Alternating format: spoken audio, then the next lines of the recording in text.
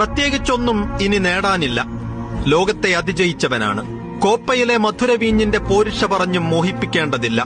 മറാക്കാനയിൽ കാനറുകളുടെ മടയിൽ ചെന്ന് മതിയാവോളം വാരിക്കുടിച്ചവനാണ്.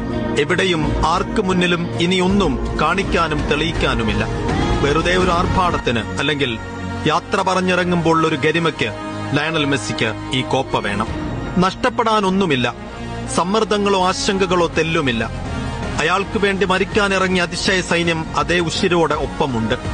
അതിനപ്പുറം കളി അമേരിക്കയിലാണ്. അതിന്റെ മണ്ണും മനസ്സും അയാൾക്കിപ്പോൾ സുപരിചിതവുമാണ്.